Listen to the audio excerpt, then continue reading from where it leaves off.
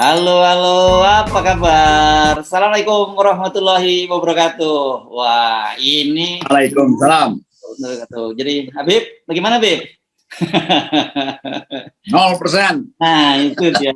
Penting itu 0% itu. Soalnya kan sidang sudah dimulai ya, Mahkamah Konstitusi dan juga akan berlanjut. Nah, nanti giliran Pak Gatot Nurmantio. Saya nggak lupa hari ini atau besok gitu kalau nggak salah mulai disidangkan yang Pak Gatot Nurmantio. Saya kira ini kita sekaligus menguji bagaimana akal sehat di Mahkamah Konstitusi, juga kita menguji keyakinan diri kita sendiri bahwa keyakinan publik bahwa ini memang bisa dilakukan.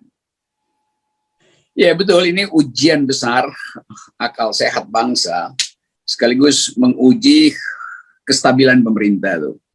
Dan stabilitas itu yang akan menentukan perencanaan di tahun 2022. Jadi bayangkan misalnya kalau di awal-awal persidangan terlihat bahwa Mahkamah Konstitusi akhirnya paham apa yang dimaksud dengan demokrasi. Tentu mereka juga paham dari awal, tetapi ini keadaan yang memungkinkan mereka bertindak independen. Independen artinya pro rakyat, karena dia akan berhadapan dengan satu kesulitan ke depan, yaitu arus gelombang demokratisasi baru yang didorong oleh pengetahuan baru tentang demokrasi, tentang sebab musabab kenapa negara ini terpuruk, sebab musabab kenapa ini negara kaya sumber daya tapi ternyata miskin tuh. Jadi semua fasilitas yang pernah disediakan oleh negara untuk berbohong itu bisa dikembalikan pada arogansi negara karena dia berpikir dia akan dipilih lagi oleh yang 20%.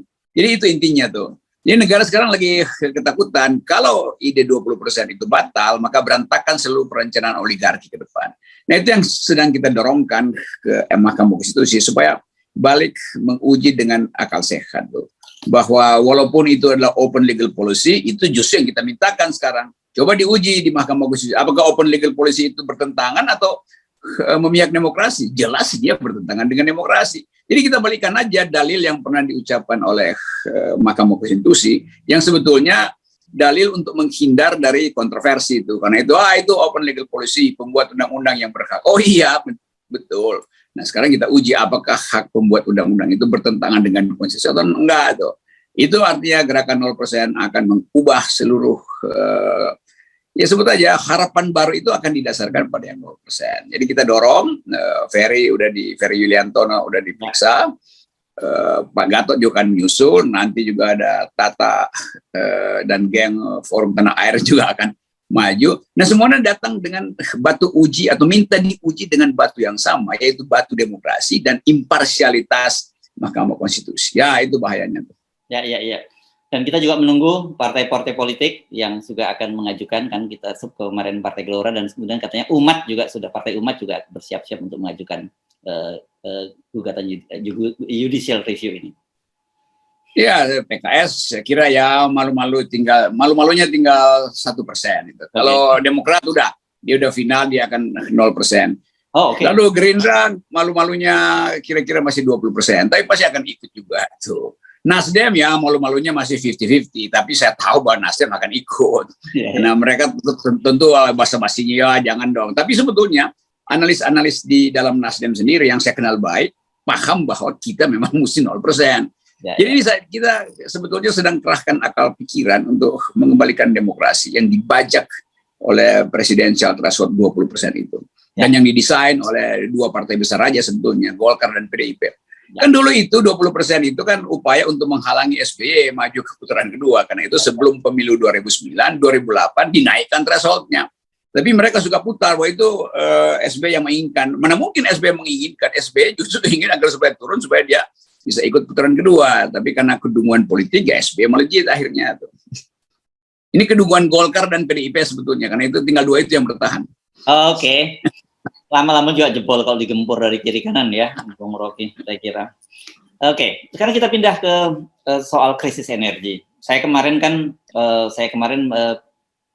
underestimate terhadap Pak Jokowi karena Pak Jokowi itu bilang bahwa IUP-nya akan dicabut, izin operasinya akan dicabut kalau sampai ini nggak dipenuhi soal kewajiban menjual ke dalam negeri atau domestic market obligation gitu disebutnya, DMO. ternyata serius nih Bung Rocky, Pak Jokowi ini mencabut 2078 perusahaan pertambangan yang yang dicabut lah izinnya begitu. Oh, saya bilang hebat juga ini Pak Jokowi ya, ternyata salah penilaian saya selama ini yang nganggap Pak Jokowi kalau bicara pasti kebalikannya, ternyata enggak.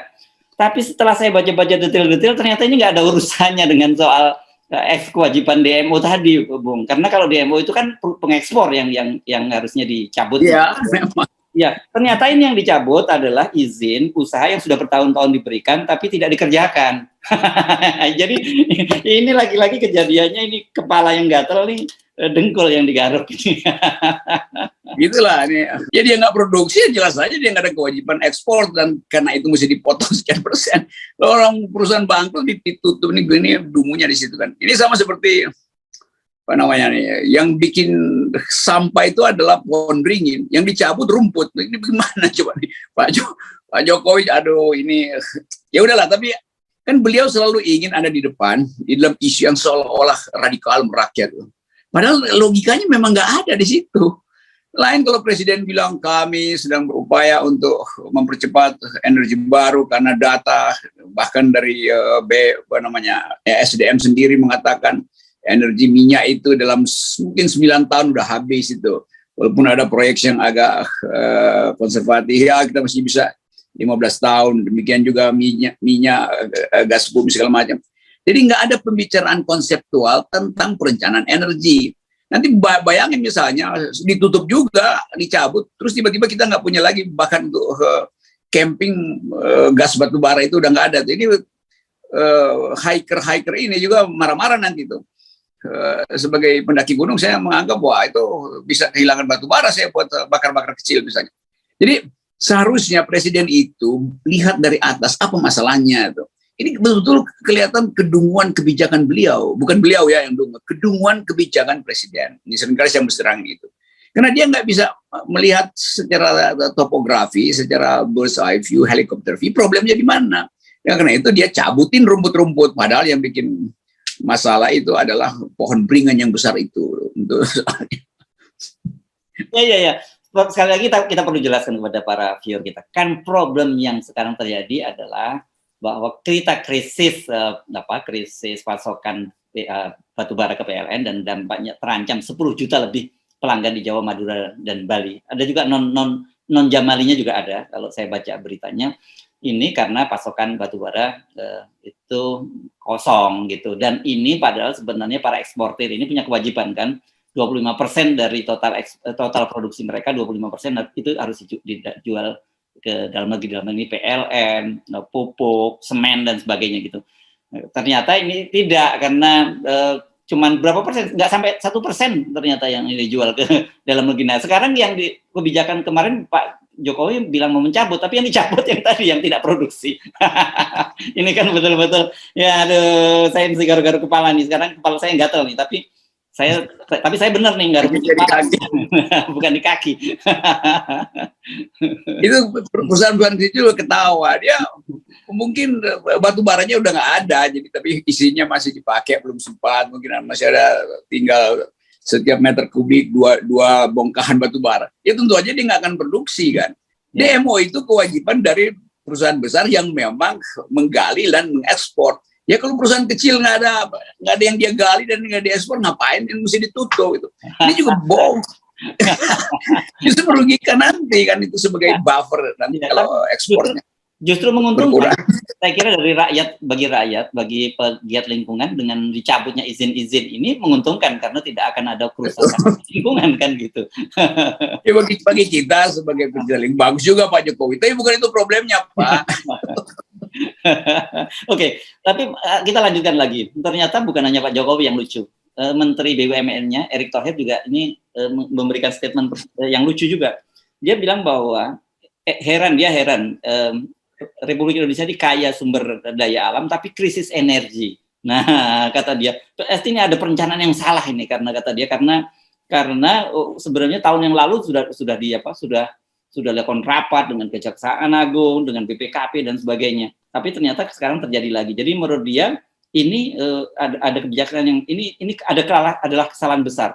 Nah, pertanyaannya ini Pak Erik ini sekarang jadi menteri pejabat negara atau jadi aktivis lingkungan gitu atau pengamat kebijakan publik?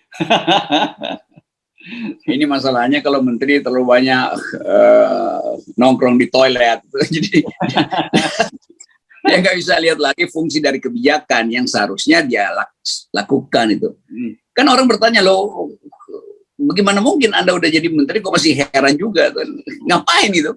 Ya. Ini mau bikin terobosan nggak bisa, jadi frustrasi akhirnya kan. Nah itu akibatnya ya keluar keterangan semacam itu. Jadi semacam keterangan maksimal, kok saya heran ya punya sumber daya tapi miskin. Memang udah nggak ada keterangan yang bisa dia terangkan, karena itu dia pergi pada keterangan itu tuh. Dia heran aja. Pak Jokowi juga bilang begitu kan, terus mengatakan heran itu, bahwa kita negara besar tapi kenapa kita tidak bertumbuh itu. Ya lu sendiri yang nggak bikin kebijakan yang memungkinkan pertumbuhan kok. Jadi sekali lagi ini otak-otak kecil yang dipaksa untuk berpikir hal yang besar, yang nggak bisa. Nah kita heran kenapa orang otak kecil disuruh memikir hal yang besar, itu keheranan kita.